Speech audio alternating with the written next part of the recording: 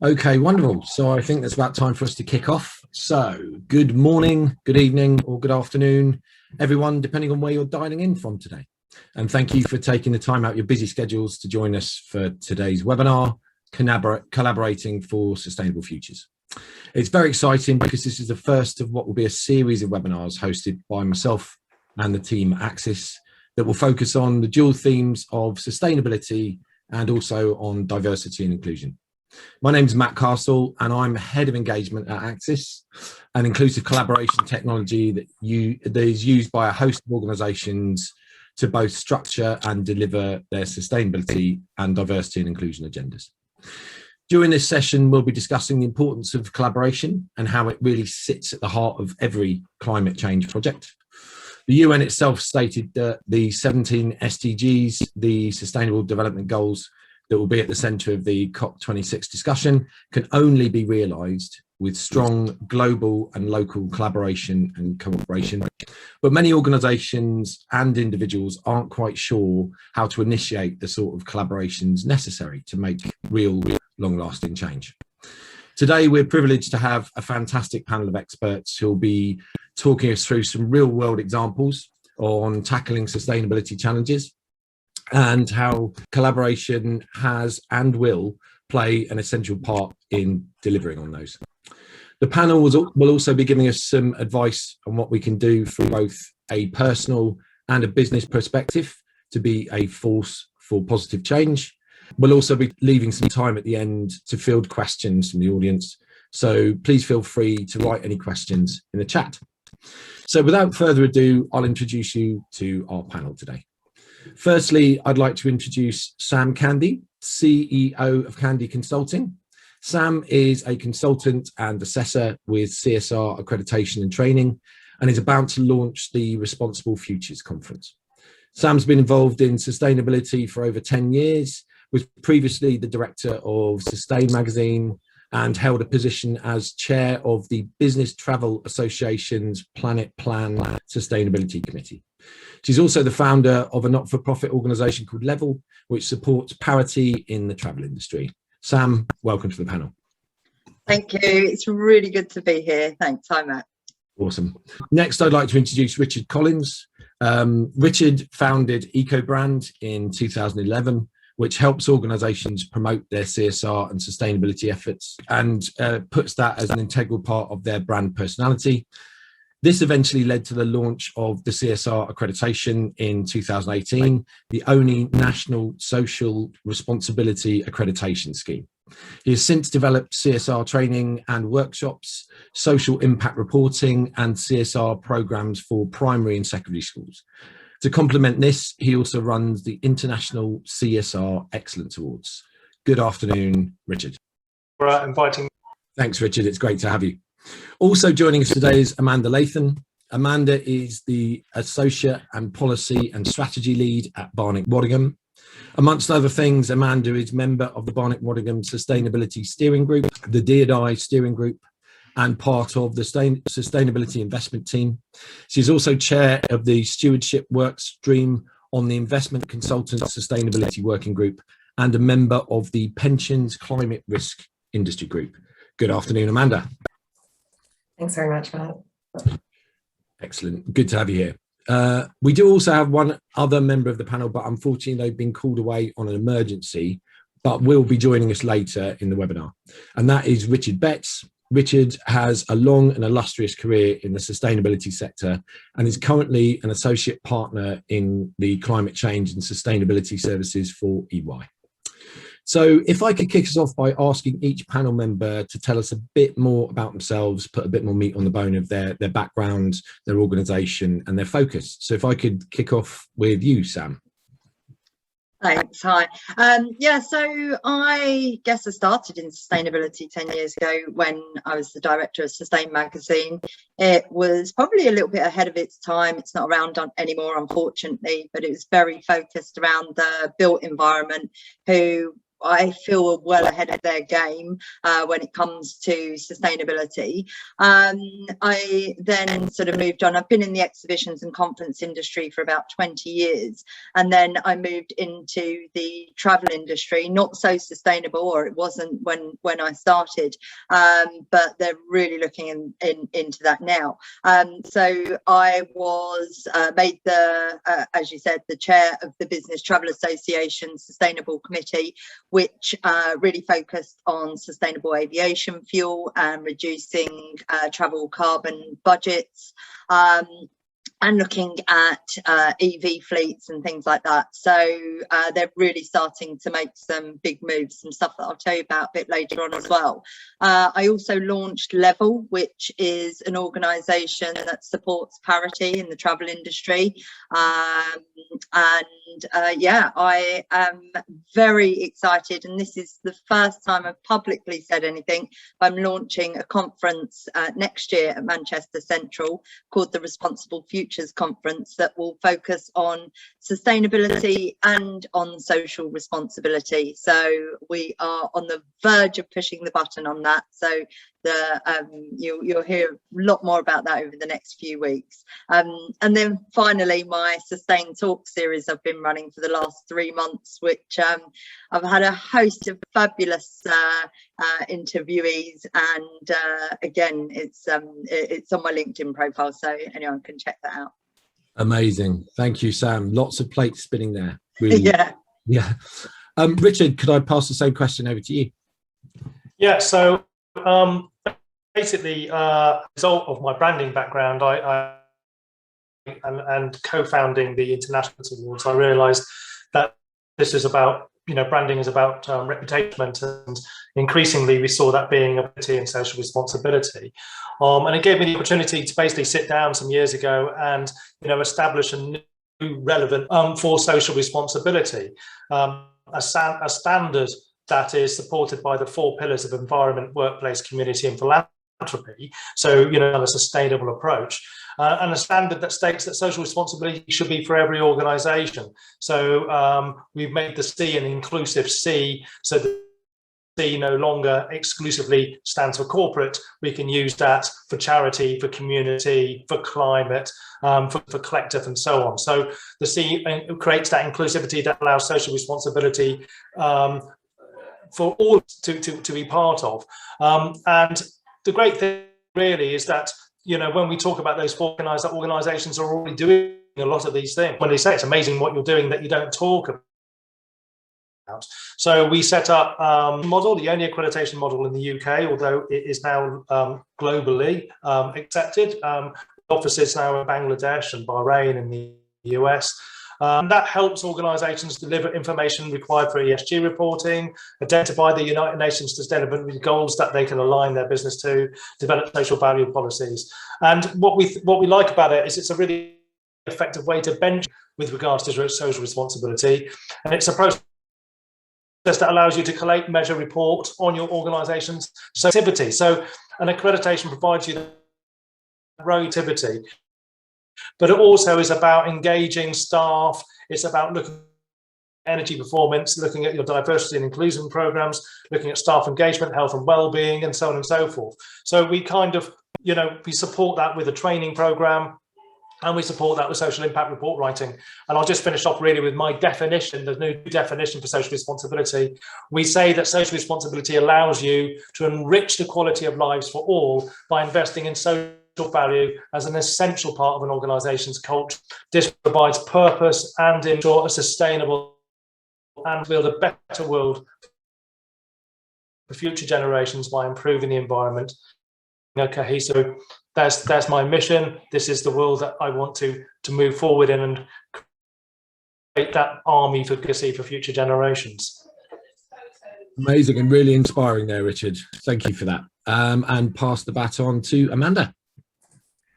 Thanks very much. So just to add, I guess, to the introduction you've already given. So my firm, Barnett Waddingham, we are a consultancy. We work with our clients across pensions, insurance, risk and investment, looking at sort of solving complex issues. And So my roles in the firm, I'm policy and strategy lead, so I work across the firm with a lot of different colleagues and different teams on various different strategic priorities, and the main focus at the moment is on sustainability. So I sit on our sustainability steering group, so that's where we look at what we do as a firm, so operationally, but also our firm-wide policies, things like committing to net zero and how we need to change our policies to achieve that over time. And then I also sit on our diversity and inclusion steering group. So that means working with a huge number of colleagues across the firm who make up our employee networks and working to support their objectives and their goals so we can bring that together into our sort of diversity and inclusion strategy. I have a number of roles across sort of the industry, and you've mentioned a couple of them. I also sit on the Institute and Faculty of Actuaries Sustainability Board, although I'm not an actuary. I provide a sort of diversity of views on that group, and I also focus in on policy and regulation, which is my background. I spent 9 years at the pensions regulator in the UK working on a load of different policy areas, but with a theme on sustainability for a number of years, and involved in as well in collaborating with other departments and other regulators across government in bringing together those sort of that bigger policy picture. So I'll stop there and pass back to you, Matt. Amazing. Thank you, Amanda. And what a great panel we've got today. So next question. So the COVID-19 pandemic has demonstrated the power of collaboration across and between government, the private sector and civil society. We've seen some really positive impacts of coordinated collaboration, and we've also seen what happens when that coordination is lacking and that collaboration is lacking. Obviously, sustainability is a global challenge beyond the individual's capability of dealing with it on their own, or even the largest companies' ability to deal with it on their own. So obviously, collaboration is going to play a really important role in a formula for change. Could you give some examples of effective collaboration you've observed or been a part of in your current or previous roles? And I'll start off with Sam, if that's okay. Yeah, sure. I mean, I have recently, I said before, I worked in the travel industry for about 7 years. And I think as an industry, as they're moving into sustainable aviation fuel, known as SAF, there's been limited SAF available for a very long time. And they've really had to collaborate between the airlines, the airports, the travel management companies and the corporates to make it possible for them to buy this sustainable aviation fuel. There is a really long way to go, but it wouldn't have been possible without that collaboration, without getting everybody on board to get it actually into the hands of the traveller. So that's one sort of area of collaboration that I've seen. And then the other side, I said I've been in the events industry for a very long time. And when you are building an event, I'm sure people have been to lots of conferences and exhibitions, there's lots of parts to that.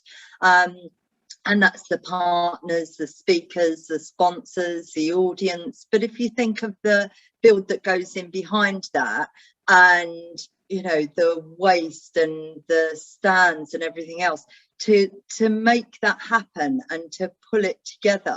And now there's a lot of work on that side, collaborating with the venues and third-party suppliers to make sure that they can reduce the carbon emissions within that industry. And yeah, so there's two clear sort of ways that I've seen collaboration.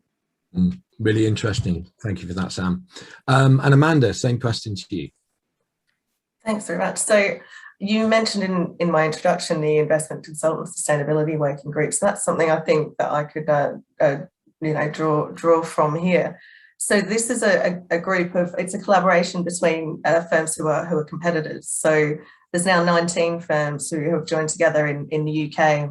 And we started sort of conversations. It was actually a bit before the lockdown that conversations around this started, but sort of managed to launch the group in September 2020. But the aim of this group is for us, although we compete, that we can actually, and we should be collaborating, particularly to drive forward the agenda on sustainability, to make those things happen faster and to increase the efficiency and improve and sort of standardize things where that's possible, to reduce the amount of sort of different questions being asked when we're all sort of thinking about the same things. We can streamline that and help each other reach conclusions faster. So that's something that's been really really exciting and really interesting to work on. There's obviously, when you work with competitors, there are some competition law issues, and we do have a mind to those areas, and we ensure that we don't overstep the boundaries when we're working together. But one of the things that we've worked on, a number of things successfully this year, but we've put together with another group that I'm a member of, with the Institute Faculty actually Sustainability Board, we put a joint cross-industry consultation sort of response into the UK Law Commission, who this year asked for calls for legal reforms, asking some questions around some specific areas of investor duties and where those are causing confusion in the sort of drive towards net zero and to deal with the impacts of climate change. So by bringing all those different voices together, we think that what we can do is provide a stronger push behind those messages, where you've got sort of the entire industry of actuaries and investment consultants saying, look, this is a problem, we think this is something that should be dealt with. And so it's moving those issues up the agenda, we think, faster, as well as enabling us to share knowledge with each other and push each other to keep moving forwards. Fantastic, and some great examples there. Thank you for that, Amanda.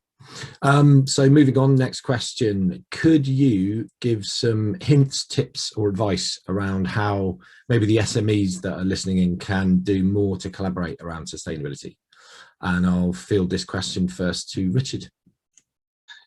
Yeah, so I think just touching on the previous question about collaboration, because I think there's a link, and in providing that tips around how we can implement sustainability into our organisations, into our businesses.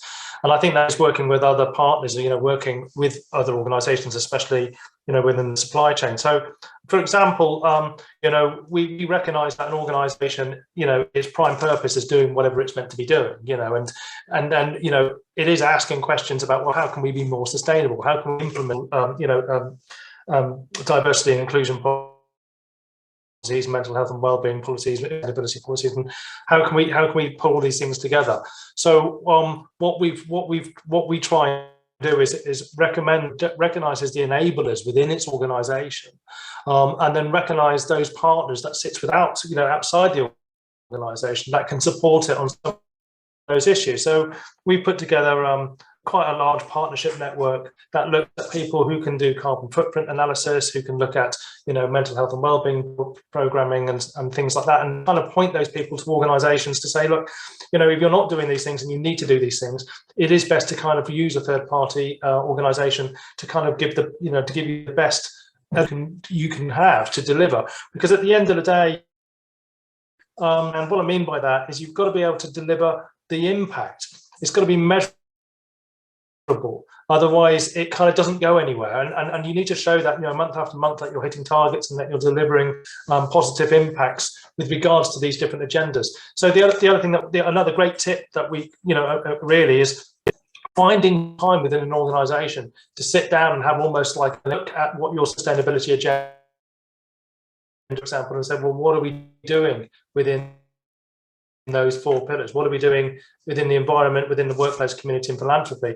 And actually, my experience is that all organisations are doing things already in those pillars. They're already doing this stuff. It's just a little bit scattered. And if we can help bring it together into one place, identify the enablers within the organisation, use that to see where the gaps are, then I think that starts you on a journey that you can then continue to measure, report, record and communicate to all stakeholders. Sam, can I field the same question to you, please? Hints, tips and advice. Yeah, sometimes I think the SMEs don't realise that they can do something, and they think that is it going to make a difference? And 99% of all businesses are SMEs. That's over 6 million companies in the UK. So the SMEs really do have to play their part, and I think that's really important to point out. I've been working on a strategy with a small company at the moment on a sustainability strategy, and they don't own their own office, and they're in an office that is shared with other people on different floors. So for them, you know, we've said to them that they really need to start communicating and working with their landlord. Just because you don't own the building doesn't mean that you can't say to the landlord, look, this is a big focus on us, and you know, it could affect whether you stay in that building. I think now, since so many people have gone and worked at home, the building landlords want to bring people back in, and I think sustainability is going to be a big part of that. So maybe start there. And then the other thing is just going and reaching out to your community, working with local schools, with local businesses as well. As Amanda said, it doesn't matter that you're competing when it comes into this topic. You really can just reach out to your business networks and pull together to do something together. And when you partner with a charity, don't just think about giving money. Think about how you can really help them. Could it be your time? Could it be your insight, your mentorship? Because that's really going to help very small charities. And finally, I'd say get people within your company involved. You'll find that a lot of people really have a passion for sustainability, for social responsibility, for diversity and inclusion. And it doesn't have to be a job title that is under sustainability or CSR. You can reach out to everyone. And I think putting people into project groups could help an SME to take those next steps. Amazing. Thank you, Sam. Really interesting. The next question is about how businesses can monitor their impact.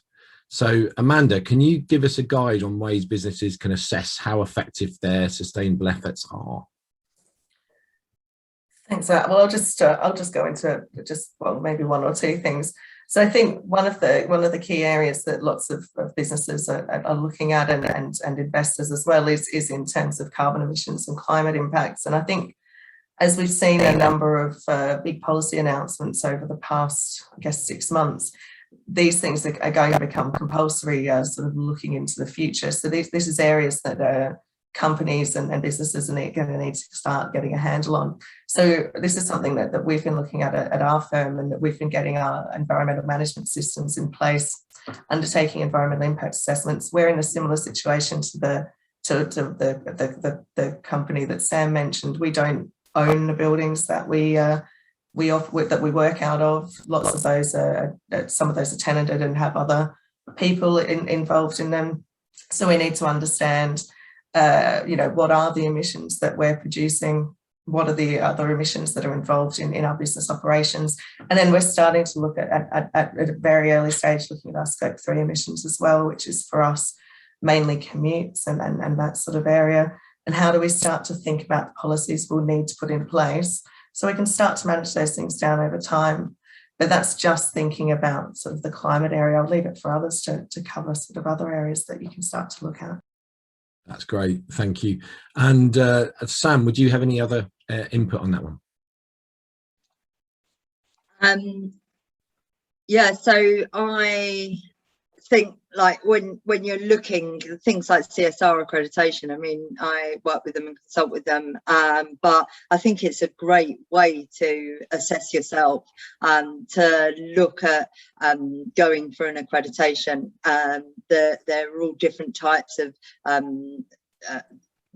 different companies that you can go with, but when you go through the process, it actually helps you to see where you might have gaps. And I think it's really important that, Richard mentioned before, sometimes you don't realize how much you're doing, and it's only when you sit and you go through that process and you put everything down and you apply for one of these accreditations where you say, actually, we're doing this and this, but we're missing out on this gap here. So, and then obviously from year to year, when you're doing accreditation, from year to year, you look at how that has changed. And once you're doing your measurements, You can't really get a result until you've started measuring, and whether you measure from week to week and then month to month and then year to year, but you have to start from somewhere. Great, brilliant. And next question sort of leads on from that one. So I'll start with Richard. Why is social responsibility rapidly becoming an essential business strategy in building a sustainable and profitable business? Well, I'll start off with a statement that I truly believe that I think the future shape of business will be measured in social value as much as it will be in financial value. And in other words, we're looking at that return on social responsibility and that social return on responsibility. So we're looking at the financial value to a business and the social value. Now, this will be essential. It's not a nice to have. It's because social responsibility is now driving a very important strategic agenda for the way the business operates. So this becomes about engagement. It comes about retention. Gallup poll issued a 2004, so only 11% were engaged in their jobs. And in the same poll, they suggested that one of the biggest ways to create engagement was through purpose and creating social value for the employees within that organization. The other big driver, of course, is not just retention, which we're seeing a lot about in the news at the moment regarding huge amount of vacancies and people desperately trying to hang on to their staff, but also the next generation having a completely different idea about the sort of world that they want to work and live in. And this generation are scrutinizing an organization's website before even accepting or even applying for a job. So we're kind of looking at recruitment, we're looking at engagement, we're looking at retention, we're looking at mental health and well-being.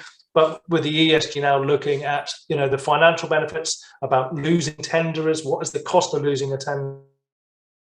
What's the cost of losing staff? What's the recruiting properly? What's the cost of a damage to your brand and business reputation? And this all has an impact on your bottom line. So I genuinely believe that businesses who are not going to start to deliver on their social responsibility and sustainability agendas will struggle to remain in business in the coming years. So I think social responsibility becomes a plan. It's about becoming resilient, becoming sustainable. And actually, as we come out of pandemic, it's about recovery as well. So I genuinely think that, this is now becoming a louder conversation. And you talked pandemic earlier. I think the pandemic has made us as individuals, as citizens, kind of recognize the importance of community, recognize the importance of environment, recognize the importance of collaborating and working together. And so, the business place is now no longer this isolated bubble that we go to every day. It actually has to be part of our working lives. And as I say, I think it's important that businesses embrace our sense of purpose and value and build it into the business model to create that long-term sustainability for those businesses. And I have problems. Mark Carney famously said about 2 years ago, businesses that do not deliver on their sustainable.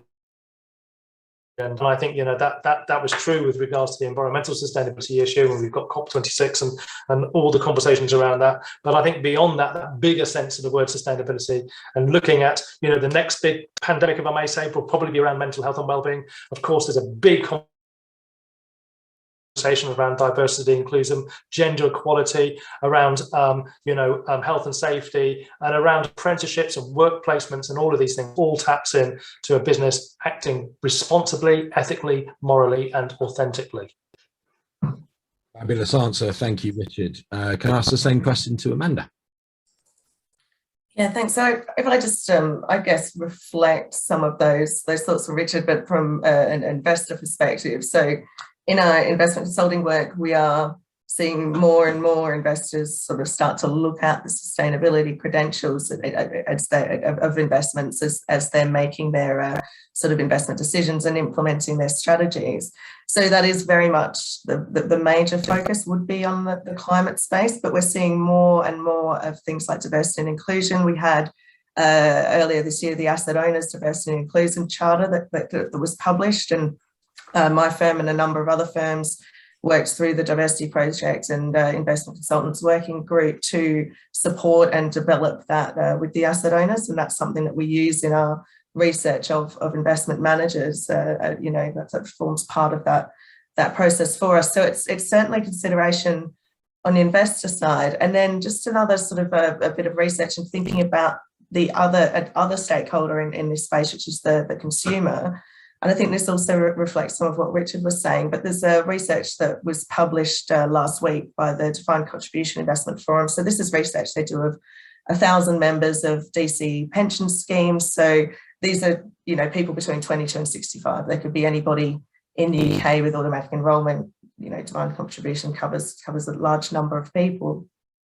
And they asked people both in 2020 and 2021, so before and during the pandemic, and then later on in this year, how they were changing their behaviour, in terms of what they were consuming, and what they were thinking about in their lives and how they were behaving. And this survey finds a huge amount of people who are actually changing their behaviour, like really, really high numbers. So people who are using more public transport, who are thinking about the ethics of companies before they purchase goods, and even people who are thinking about something that Richard mentioned, going into jobs that are more sustainability focused, because this is becoming more important to them.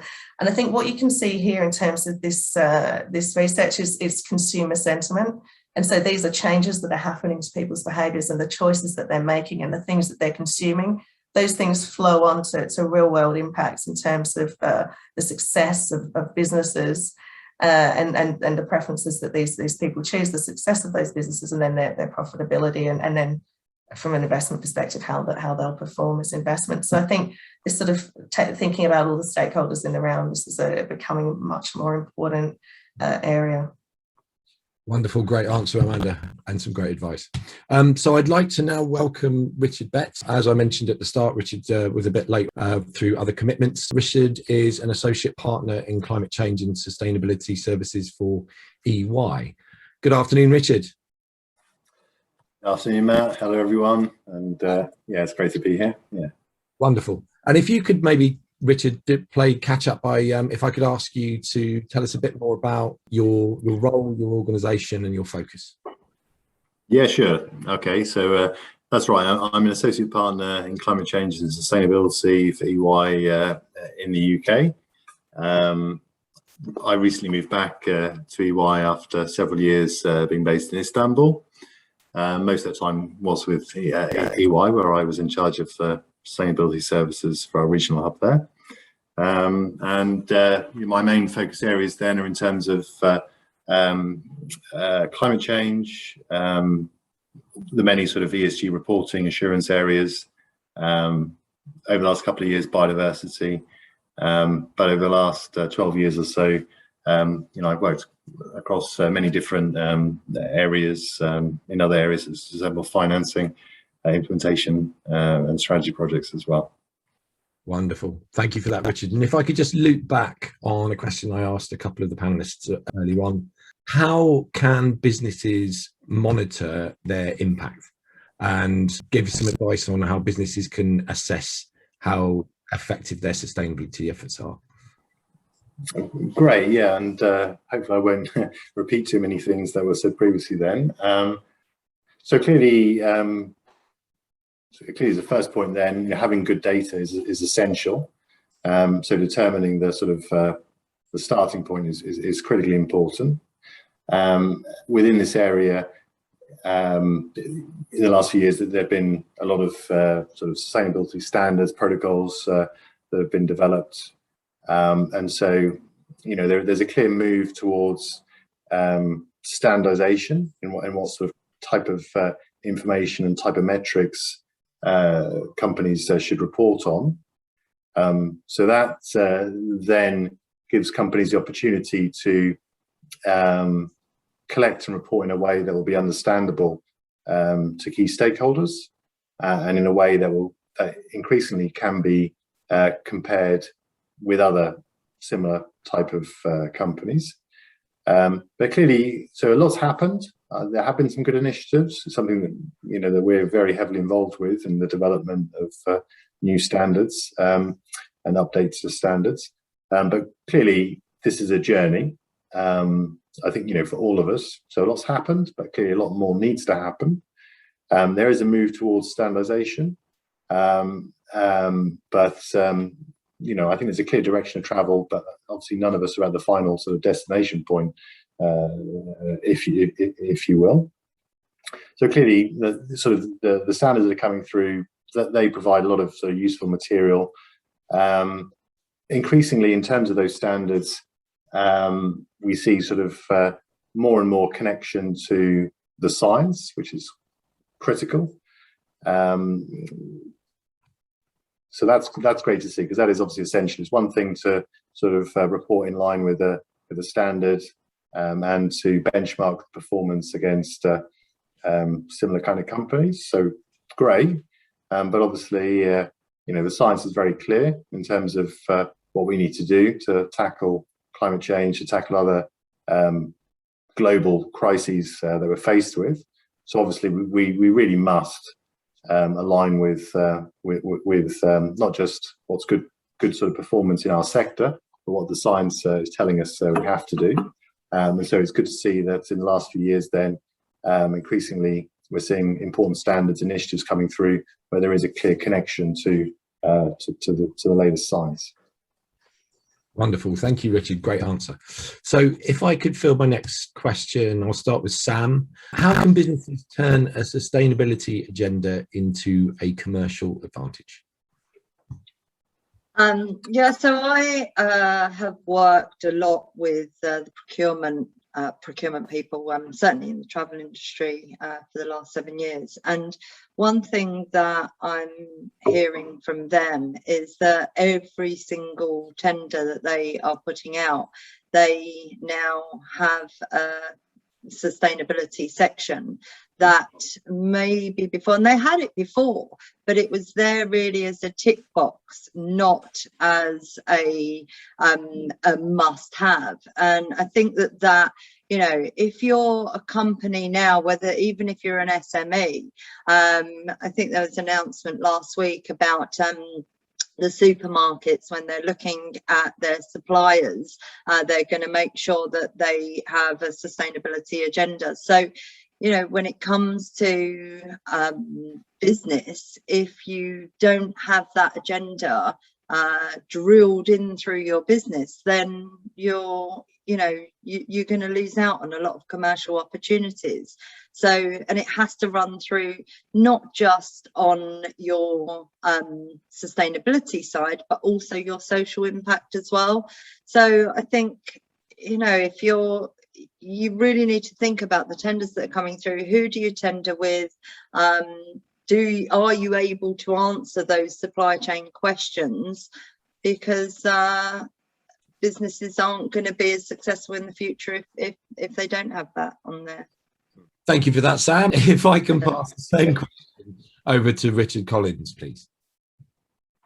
Yeah, I mean, I think Sam hit the nail on the head. I think the thing is, from a commercial point of view, especially when you're looking at supply chain and tendering, public sector tendering specifically, that there is an increased requirement to demonstrate evidence the impact that you're delivering. Again, not a tick box exercise. It's got to be something, if you're going to make claims. I mean, that social responsibility is great for good storytelling, delivering the good story, and it's just words that you're making up.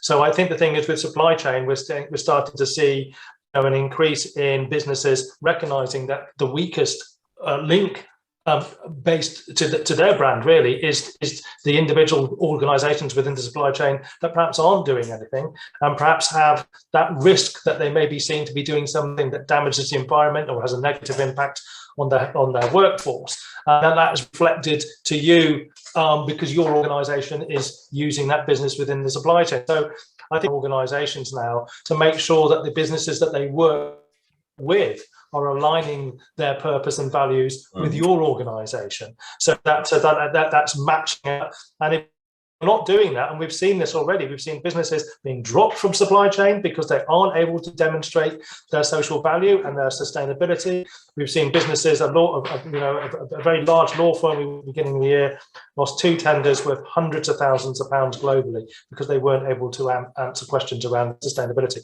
So I think there's no doubt about the commercial negativity that you're going to get if you do not deliver loudly and communicate the evidence and impact to support your sustainable and social responsibility agendas.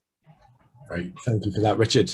Okay, for the next one, I'd like to ask on a personal level, what are some of the ways you can minimise your personal impact and your personal footprint? And I'd like to address that to Richard Betts, please. Back to me. Richard Betts. Okay, so sorry, Richard. Yeah. Okay, so yes, sorry, Richard. Maybe I'll respond to it then. It was bound to happen. Maybe you can afterwards then. Okay. Yeah, sure. So, but I'll just reframe that question a bit, because personally, and you asked sort of you asked at a personal level. I think we have had a problem with the narrative around sustainability and climate change, that all the focus has been on sort of, well, most of the focus has been on sort of the negative side. There's been all the sort of the doom and gloom messaging. That's all very understandable, given the scale of the crises that we're facing. But so often that's been the prevailing narrative on the negative side, and also sort of then in terms of how companies can sort of do a bit less bad and how they can reduce things in certain areas. And clearly that is part of that's indisputably sort of part of the story here and part of what we need to do. But for me, that's just one side of the story. And I'll give an analogy from like a company perspective. If you think of any company, every company needs to have a focus on sort of managing the costs and on trying to sort of reduce costs and avoid costs where they're not needed, and sort of to be sort of sensible on that side. And so I would equate that with what has been the prevailing narrative around how we need to deal with sustainability and how we need to sort of minimize our impact as a person or as a company. Just like a company would try and minimize costs. So that's clearly one part of the story. But I think where we also need to focus is on the other side, which is sort of again thinking of the company side would be sort of in terms of being profitable, growing the business, being successful on this sort of sales income side. And here I would say we have a piece around sort of reducing our footprint, but there's also a piece around sort of how can we increase our impact. So I would say overall my focus would be on how can we actually maximize our impact. So okay, we've got to sort of minimizing the impact on sort of on the footprint side, but how can we have the biggest impact we possibly can as individuals, as companies? So that means, what can we do what can we change as individuals or as companies? And then secondly, what can we influence? Because I think if we just think about the cost side or the footprint side, for me, the average sort of citizen, globally, I think now has a carbon footprint of about sort of 5-6 tons per year, and in the UK it's probably double that. So in terms of what you could do as an individual to reduce that impact, there are things you could do that might sort of shave off sort of a few percent here, a few percent there. But when you think of sort of, okay, you should do all those things, just like the company should try and sort of be sensible with its cost management. But in terms of the actual impact from those initiatives, I think they could be sort of a lot more can be achieved if we also look at the sort of the impact side and saying, well, what can we influence? Not just what can we sort of avoid doing at a personal level, but what can we sort of influence? So one thing I've done then is I've been doing a lot around supporting sort of rainforest conservation. I've been I started a network which went global actually to sort of raise funds and activities for rainforest conservation.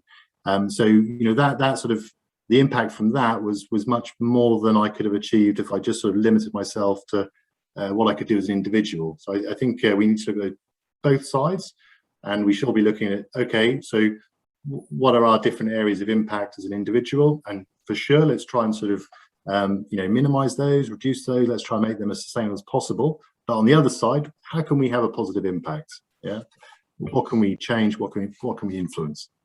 Great answer, Richard. Thank you. And Amanda, if I could ask the same question to you, what would you advise? I think that I'm going to follow on a little bit from Richard's answer, because this is something that we sort of focus on at our firm and encourage all of our sort of people to do as well, which is to focus on the areas where you can have an outsized impact. And something we've been doing, since over the last year or so, is encouraging people to use the professional skills that they have in terms of their volunteering time and as part of our sort of corporate social investment program. And so something that I do, and I did before I joined the firm, so now I'm lucky enough that the firm does support me with some time off to do this, but I volunteer as a trustee for Age UK in West Sussex, Brighton and Hove.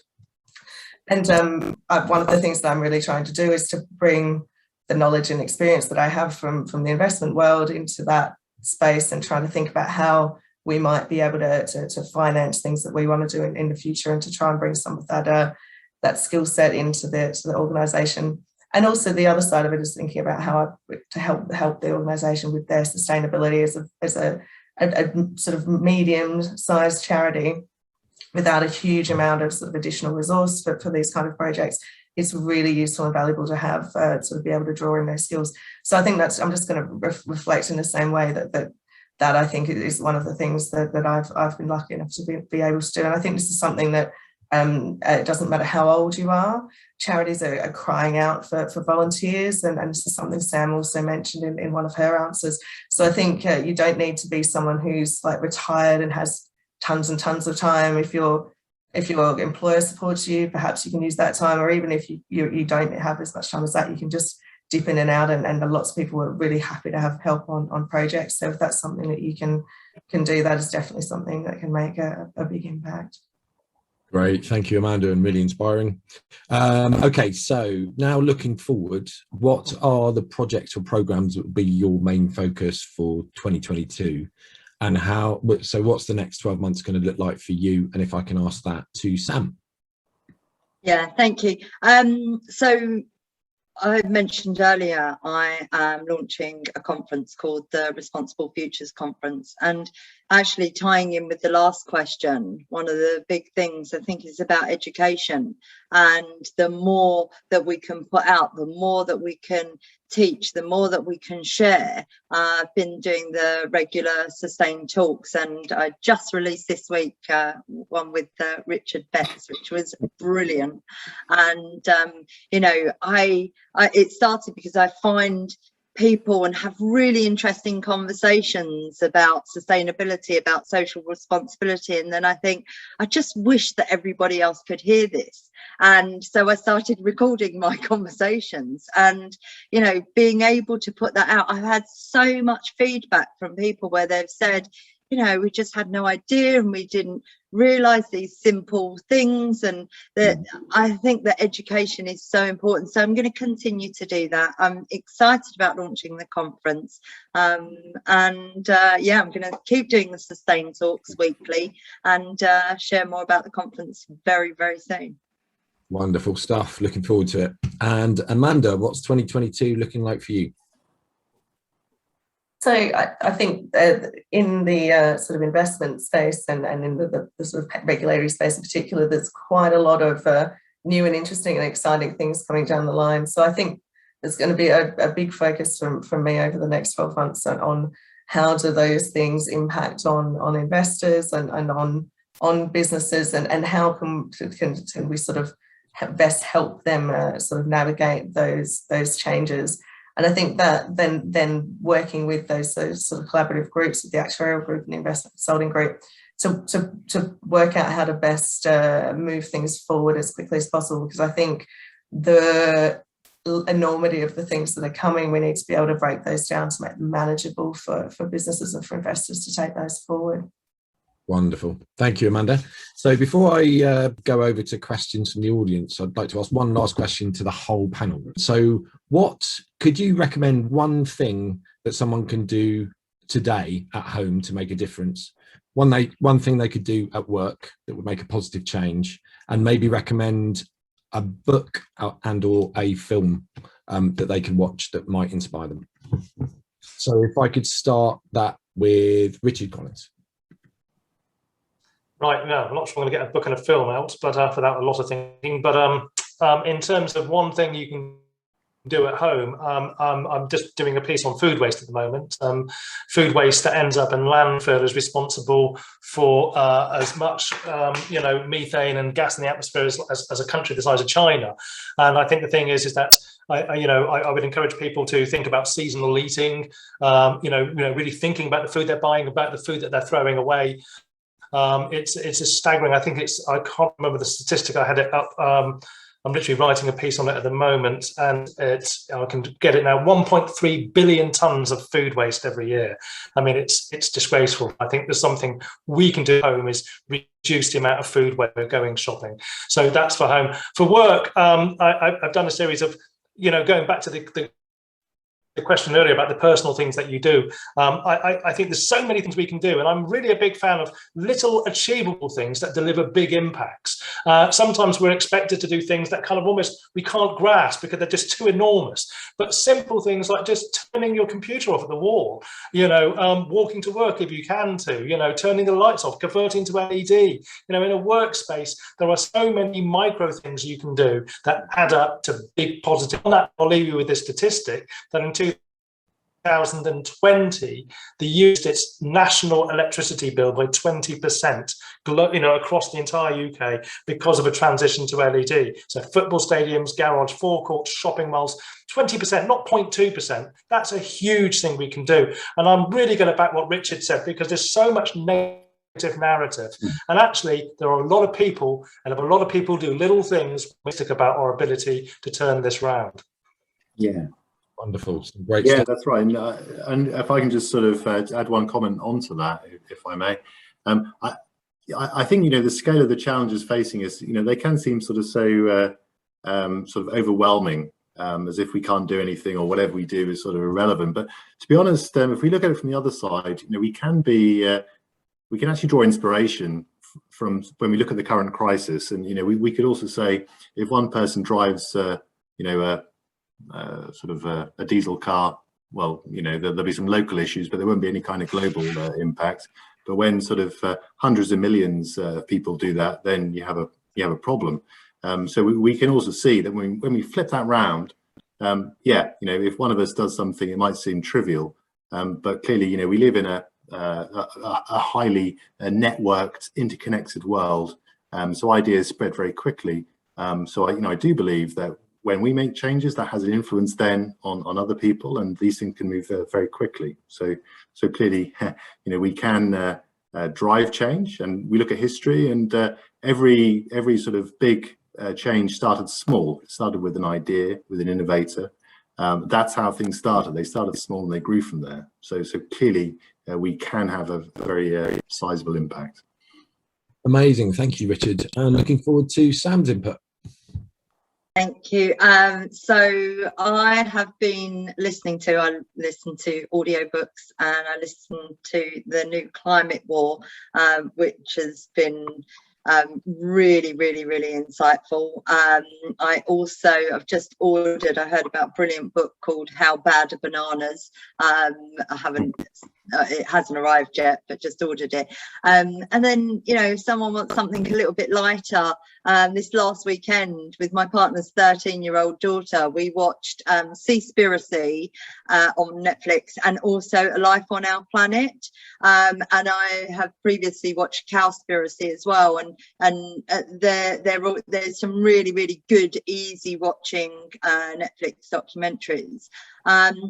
And then my personal thing, I am a meat eater. I'm not vegetarian or vegan, but I have really reduced my meat intake by having more, I have a few days a week where I eat plant foods. There's so much choice out there, and I think, if we say to everyone stop eating meat, it's obviously, it's quite a big change. But if you said to people just take one day, go one day without meat or 2 days without meat, I think that could make a really big difference. If you look at what Richard was saying and the difference when we switch to LED lighting, those kind of differences can really make change. Amazing, great feed. So Amanda, can I ask you the same question? Sure. So I'll throw a few things into the mix here. Movies, I would recommend the Netflix movie Breaking Boundaries. So it's about sort of science around planetary boundaries. It's really digestible and accessible. I didn't find it. My partner found it and was like, hey, isn't this something that is about what you do? And so we watched that together, and I can vouch for that as something that, you can watch with the whole family.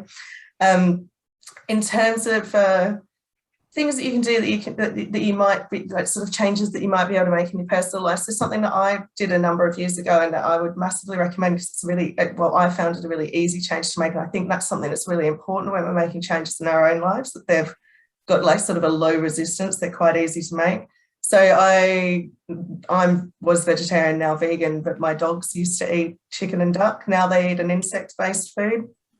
I think I ran into someone in the park in Brighton where I live, and they were launching this insect-based dog food. And something like that, when you look at on the back of the packaging, the impact in terms of the amount of water that it uses, the amount of land, the amount of sort of carbon emissions produced, that's something that hopefully for you and for your pet, it's not something that's particularly difficult to do. The dogs absolutely love the food, but it can make a big impact, and it has a sort of equivalent cost, but a massive difference in terms of that impact that you can make. So I guess it's thinking around those things and what's going to be easy for you to change. Is it going to be easy for you to change your energy supplier? Is it going to be easy for you to change your pet food? Are there things like that you can start to do that sort of can start to make that difference? And what was the other thing? Things that you can change at work. So I think on that, I'll just go back to collaboration. So get involved. If you have got a sustainability network or a sustainability sort of working group, throw them your ideas, see if you can get involved, give them your enthusiasm. And if you don't have one already, go and talk to your colleagues and see if you can set one up, because that way you can start to make a difference there as well. Great stuff. Thank you for that, Amanda. Some great recommendations. So now I'm going to field some questions from the audience. So the first one is, how can technology contribute to sustainable futures, and can you give any examples? And I'll field that one. I'll start with Richard Betts, please. Yeah. Okay, so maybe I'll just give a quick comment, and then Richard, if you want to add to it, then, if that's okay. Well, actually, I think technology can clearly. Well, we're not going to get. The first comment is, we're not going to get out of the current sort of problems that we're faced with business as usual. We need sort of we'll need new solutions. We'll need new technologies. There are many that are now available. There are many that are in a sort of a nascent phase that are coming through. Will be coming through the next few years. One example, though, if we look at like biodiversity. So up until recently, companies have not reported much in terms of their biodiversity data impacts, largely due to sort of a lack of knowledge, lack of data in companies. And where data has been reported, it's been limited to companies' sort of direct operations, factories, these kind of things. So in the last few years, we've seen big breakthroughs in terms of digital technologies with sort of geospatial technologies, drones, sensors, all these kind of things. So now then, for the first time, there's the ability to get data on a real-time basis, not on a historic basis, as was the case until very recently, but on a real-time basis, and not just in terms of point locations, but also for global supply chains. So that has a really transformative impact. Yeah, so that's something I'm very excited about. We're just at the start of that, but clearly that's going to be hugely significant sort of in the next few years, as we said. And we can't manage what we can't measure. So now then we have much better data increasingly in really important areas connected to sustainability. Amazing. Thank you, Richard. And I'll go to Richard number 2 to continue on. I think Richard number 1 has hit the nail again on the head. I think I was going to use kind of that app technologies that help us record and report what we do as individuals. So, we've got pedometers now, we've got all this technology that looks after our health and well-being. And I think, increasingly there are very easy apps to talk about the journeys you're taking, to talk about what you're throwing out, what you're buying, how to reduce, the impacts that you have in terms of them, and so on and so forth. And I think the nice thing about that is that if it's not just about measuring, it's about showing that you are making a difference. So it's not just, often we've done a lot of consultation work where people have said, well, we're doing this to reduce our carbon footprint, but they've never actually measured what their carbon footprint was in the first place. And so it's how do you start? So I think the thing is, use some of those easy accessible apps on your phones, on your computers, as an individual, not just as a company, and show how you are. Wonderful. Thank you, Richard. And if I can pass the baton to Sam, please. Yeah, actually, I recently did a really interesting Sustain Talks on technology, and one of the things, and I'll share the link in the chat, but one of the things that came out of it, and it was about consumerism and how much we waste. And when we get a mobile phone, we have it for a couple of years, and into our contracts we build that we're going to change it in a couple of years, and we don't need to, and we can have them for a lot longer. And actually that is a big part of carbon emissions. Technology is the fourth, I think it's 4% of carbon emissions is from technology, which is equal to transport, to aviation.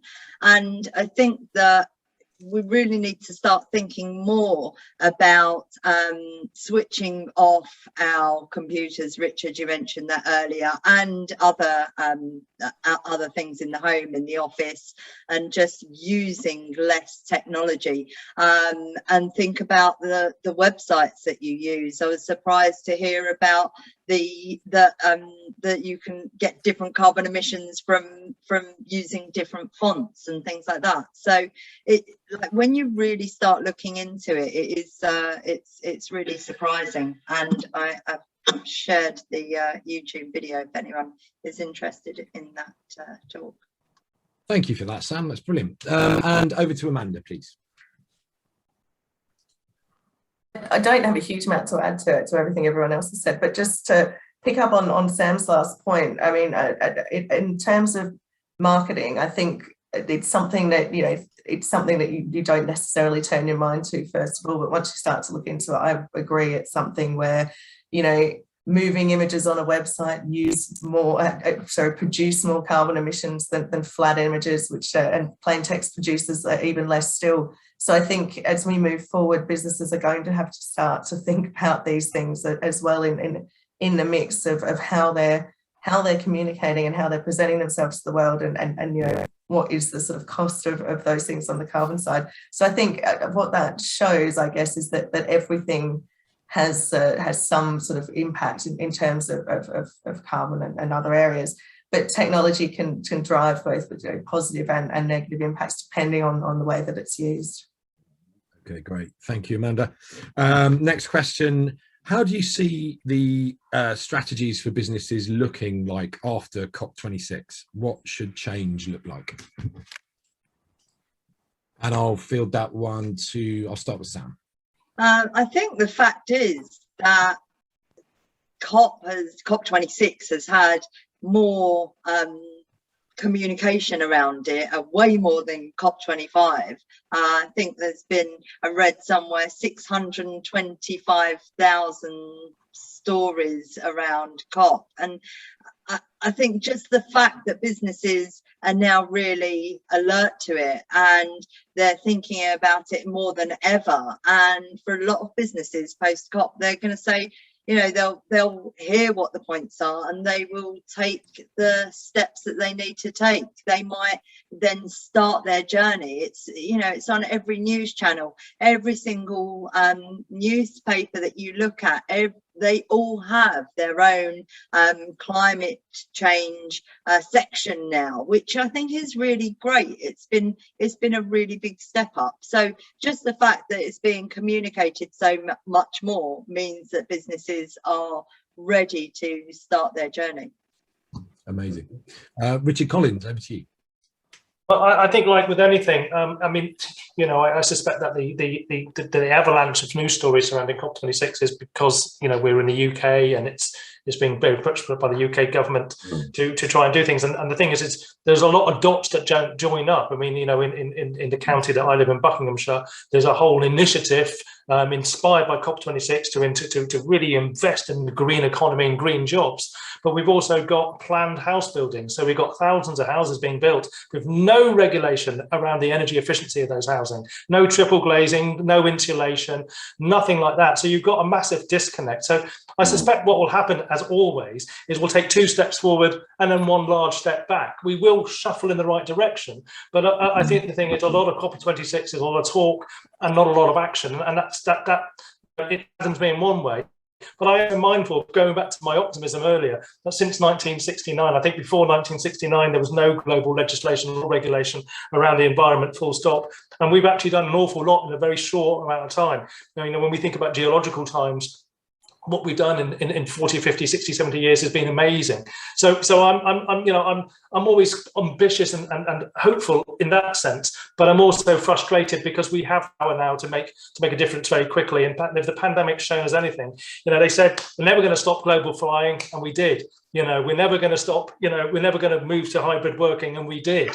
So the pandemic has taught us that we can do things if we want to. So I'm hoping we'll keep moving forward, but I suspect that we when COP26 is over, we'll move on to the next thing.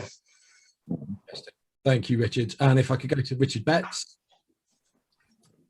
So no, I agree with all of those comments, and I think so we're facing these sort of global systemic issues such as the climate crisis, which means that to have in order to tackle effectively, we need systemic solutions where all of the sort of system actors, all of the stakeholders are sort of contributing to these solutions. So obviously one of those very significant stakeholder groups is government, and so yeah, we've got this very important conference coming up in a few days' time in Glasgow with COP26 with governments from around the world.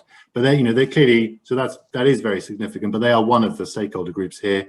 And to drive the change that we need, there needs to be this sort of collaboration between the governments and the businesses, and with other stakeholder groups, investors and people. So I think we all have a role to play in this. Next week, we want to see, really what we want is to see more of a signal, I think, in terms of the direction of travel, to give that sort of certainty to business, to investors, to the market, in terms of what they should do. So I'm sure there will be some some progress next week. I mean, I think we're all really wanting to see enormous sort of progress, and sometimes it's frustrating because there aren't the results that we'd ideally hope for. But as Richard was saying, often we see there are steps forward, we shuffle along, there can be a step backward.